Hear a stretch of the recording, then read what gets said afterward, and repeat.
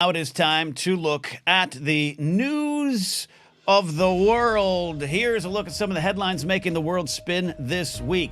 As always, there are a lot of big stories with worldwide ramifications, but at the risk of sounding petty and trivial, let's start with Nikki Haley failing 8th grade history. This week, one of the last remaining Republican candidates for president, Nikki Haley, held a town hall campaign event in Berlin, New Hampshire, and was asked the most tricky and subversive question yet. What was the cause of the United States Civil War? Gotcha!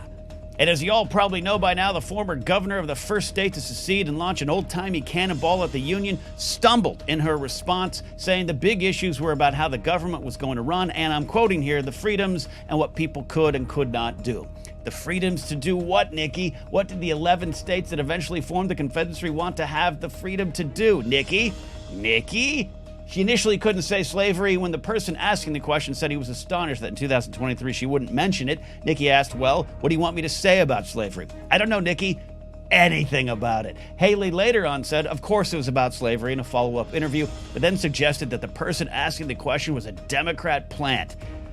Okay. Now, history is a fragile, woven basket of nuance and complicated truths. Yes, that is absolutely true. Lincoln ran on the idea of preserving the Union as opposed to ending slavery right then and there. People of the North didn't exactly jump at the idea of being on the front lines to free slaves, leading in part to the 1863 draft riots, but even that was wrought with issues based around the economic disparity of those going to war versus those not going to war, the treatment of Irish immigrants, and fears that freed slaves would replace them in the workforce. That sounds familiar. And yeah, states' rights, again, the right to do what, Nikki, was the big thesis statement floating above all of it. There's a lot to the story of the Civil War, which is why there are so many wonderful documentaries about it for middle-aged white men like me to spend years watching. But all roads lead to slavery. But Nikki couldn't say that because her voter base, you know, the ones that used to be Dixiecrats before the very much not mythical party switch in the 1940s and 50s, would turn on her faster than a Trump cabinet member looking for a book deal. And when you can't face those truths in your own party and continue to let the myths, lies, and lost causes dominate the conversation, you are part of a news story with worldwide ramifications. Nikki, good luck in your eventual clash with the guy who recently quoted Hitler to great applause from his own voter base. Speaking of complicated histories and hard truths, let's take a look at the Middle East. AKA, can this jackass try to summarize the week in a short enough segment that also takes into account thousands and thousands of years of history?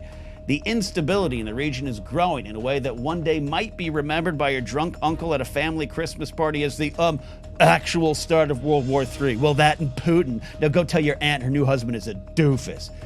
As Israel continues to press on with the destruction of Hamas to the tune of 21,000 people now reported dead in Gaza, they're talking about expanding the fight with a new front line to the north. This because Lebanon-based Hezbollah forces continue to say, we've got next.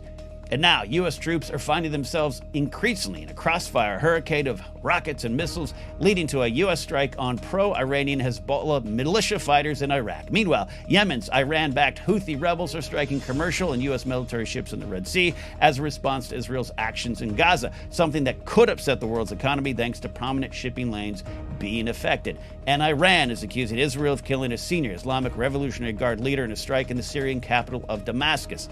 Iran, Iraq, Yemen, Syria, Lebanon, Israel. Folks, that's a Middle East bingo, and we're one assassination of Archduke Ferdinand away from absolute hell being unleashed. But at least Christopher Nolan will turn it into an Oscar bait film one day. We all have that. The U.S. Department of Justice is threatening to sue Governor and classic 80s movie villain Greg Abbott over the new Texas law that allows Texas law enforcement agencies to arrest migrants, saying it violates the U.S. Constitution. The bill, I'm just a bill, a thinly veiled racist bill. The bill was recently signed into law by Abbott and gives authority to law enforcement to arrest said migrants and judges the power to issue deportation orders of said migrants. Now, let's also add that, yes, there are massive issues at the U.S. southern borders, including a large surge of people right now trying to come into our country, the land of promised milk and honey to the most of the world that we brag about but don't want you to taste. And the federal government is supposed to be handling border security. And fine, upstanding, God-fearing folks like Greg Abbott contend they have to take these actions to make up for what the feds aren't doing. And you know what? I'll say maybe that's so. It's a hard truth indeed. We have to face that. The recent immigrant surge has prompted talks between the U.S. and Mexico, in which the United States basically said, hey, amigos, like a white woman ordering another margarita at a Mexican chain restaurant, can we get you to, help us out with all of this a bit? The talks were said to be productive and are going to resume, I think, next month, they said. So tell your parents that hopefully, yes, the fentanyl being brought into the country will slow down and they can go back to their normal lives without fear of overdosing on fentanyl. So, while yes, acknowledging this the existence of the humanitarian crisis, we do go back to this law that gives authority for local and state law enforcement to round up migrants and punt them down the river like a football team trying to control field position. What does a migrant look like? Sure.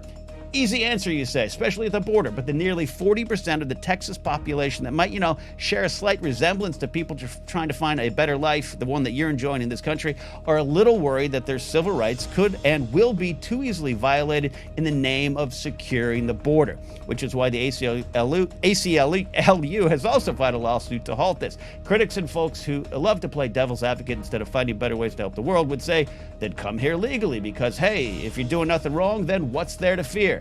To which we quote the future New Republic Chancellor Mon Mothma from the definitely not political Star Wars show Andor, I'm fearing your definition of wrong. And in this case, I'm fearing Texas authorities who think you look like their definition of wrong. Pay attention to this one because the road to the White House just might run through the southern border. And finally, a little small but sad note. This week we said goodbye to folk singer, comedian, and activist Tom Smothers.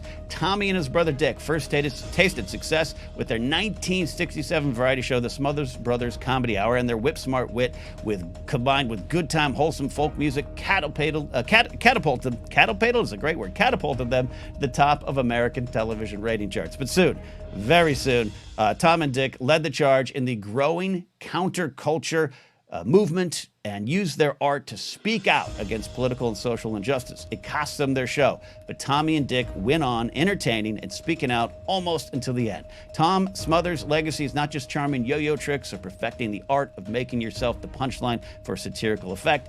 It is what you believe.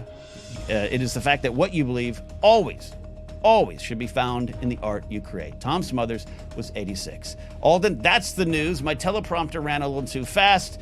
Anything you want to chat about here today?